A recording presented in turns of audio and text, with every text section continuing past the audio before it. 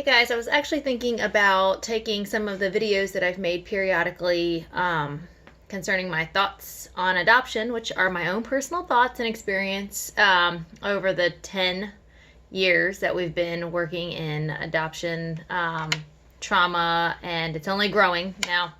We have our feet wet in um, safety parenting now, and we're moving into what will soon be 5 children in our home that will not be biological. So I have thoughts.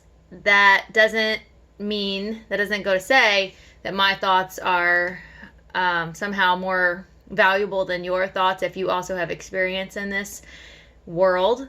But this could be a place for me to process out loud, and I know many of you can relate, and there's solidarity and just the idea of us talking things out, listening to other people can be helpful.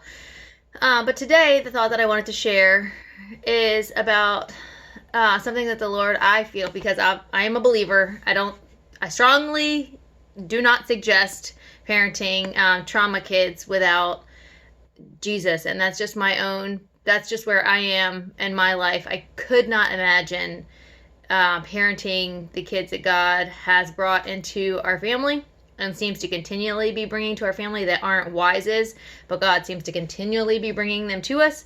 I could not imagine getting through anything with them without Jesus, because my compassion is going to run out. My love is going to run out. My empathy, and I'm a fairly empathetic person, it definitely has limits, and I have seen some of those limits in the last couple of years.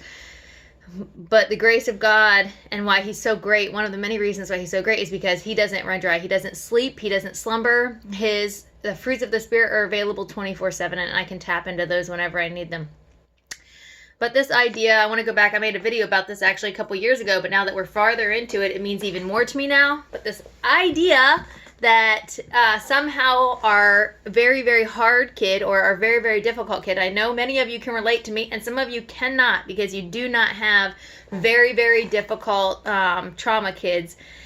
You have difficult kids, and I'm not to say that isn't difficult, but there's something very unique and distinct about trauma kids that are very difficult. But they don't get to determine my future. We have a very, very, very difficult child in our home right now. Some of you have more difficult kids than we do, and some of you can't even relate with the level of difficulty that one of our kids is. So it's all over the place with people's experiences, and it's not a competition. We need to support each other and encourage each other. But when I was in the thick of his difficulty, which hasn't really subsided, I remember thinking, he's going to ruin me for a future in adoption and trauma care. God, he is absolutely going to ruin me. I don't think I'm ever going to want to do this again. I never felt like God said we weren't going to do it again. But I was coming to a point where it's like, I'm done. I throw in the towel. And I felt like the Lord so clearly told me, you gave me your future, and this child, does not get to call the shots for your future. And I felt such a release when I heard that, because it's true. No two adoptions are the same. No two kids are the same. No two families are the same. Even the same family, the way that children arrive in birth order. I'm not the same parent right now as a almost 9-year-old, 38-year-old that I was when I parented my first child as a 21-year-old. I am a different person. We change. We get life experiences. But that line that I felt like God shared with me, I thought might help some of you, and I go back to it continually because we do have a very difficult child, and we are adopting again. So how do those concepts marry? A couple different things. One, again, he doesn't get to call the shots for our future. Jesus does. Jesus knows each of these kids. He knows our family. He knows our very difficult child. And number two, even that very difficult child, while yes, maybe some areas in our heart and our mind are more depleted, probably more cynical, a little more jaded, certainly no starry unicorns and rainbows happening anymore, that's for sure. But there's still so many things that have been gained and learned the farther that you get into difficult situations. And something else that I felt like that the Lord is always telling me, and I'm always trying to encourage other people in, is tomorrow is a new day.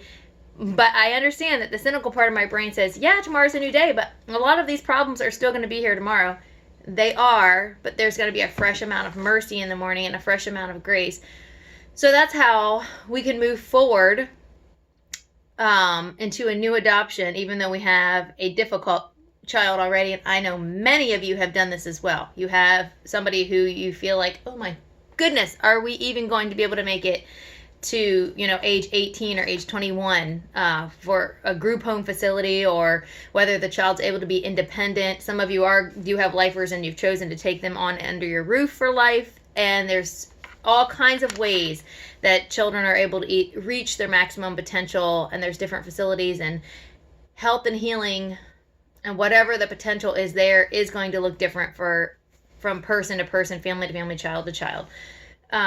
But I do know many of you have very difficult children, and you have gone on to continue on in the calling that God has given your family, which is adoption and trauma-related care. And you didn't stop at that child who was very difficult, because they don't get to call the shots on our future. They don't get to call and determine your family's call for the future. Either we give our families to the Lord and trust Him, or we don't trust Him and we take it and we relinquish it. We want that back, that control back. But I don't want that. I don't want the pen for our life. So whether there's lines I don't like, or entire chapters that I don't like, or I wouldn't write into our story, I trust the heart of God, and I trust that He's no stranger to messes, and He's no stranger to difficulty, and He's no stranger to suffering, and He's certainly not shy about calling His kids to do hard things. And that's where the fruit of the Spirit comes in, because endurance and long suffering are part of the package, and they are accessible. When we stay close to the Father, they are accessible. So you can do hard things if you stay close to the one who has called you to do hard things. In my own strength, I cannot. And that's a realistic assessment. In my own strength, I cannot. Even with the Lord, chances are you are weary and worn. But guess what? His specialty is weary and worn hearts. Come to me if you are heavy laden, and I will give you rest. That's what He does. He's available 24/7 for you to continually get through the calling in which He has called you. And it has to be a day in and day out calling. There has to be an element of, while we have a big vision for the entire purpose, I can't live in the big vision. I have to live in the day by day. And the day by day is, God, you have to get me through today. What's your plan today? Give me fresh mercy today. Help me to walk in your love and your compassion today. Help me to see this person that I live with through your perspective and with your heart. And what are you saying? And help me to respond calmly, because chaos cannot control chaos. Chaos cannot calm chaos. Anxiety cannot calm anxiety. So I need to be functioning in a place of security in the Father's love, and having myself rooted and established in Him. And that's one of the reasons that I many times do a chapter a day, because it's honestly one of my favorite parts of the day, because that is where, and obviously not only when I post them on Facebook, I just do that to share with you guys, but that is a way for me to connect with the power source. God is the power source, and if I stay close to Him and if I stay rooted in Him, it's continually pouring a fresh perspective into me. And perspective is everything. Perspective is everything. Same situation, two different people, two different perspectives. They're going to approach it very differently. And I love that. Something else that, as my husband and I were talking late last night too, the person of peace, the person dwells in our home. And while I feel, because I crave peace, I crave it. I don't want an anxious home. I don't want my kids to experience constant disruptive behaviors. But that's the thing, guys. If peace the person dwells in my home, we can have someone in a complete meltdown and tantrum mode, and it's not like peace the person walks out, oh, this is getting ugly, I'm walking out. He doesn't leave in the midst of chaos. He's right there in the midst of chaos. He is no stranger to messy, okay?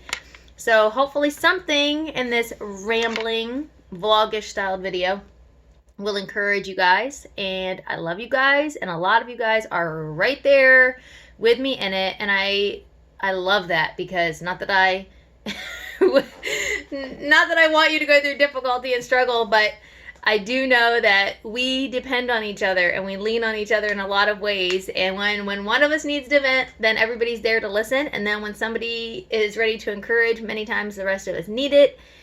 And it's just important to live in community. It's just one of the ways that God's designed it. And while social media isn't in-person community, it is also definitely something that God has and does use. So I am extremely grateful for it.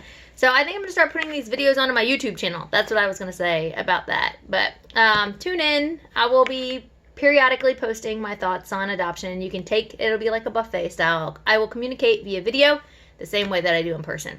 Take it or leave it, my friends. Bye.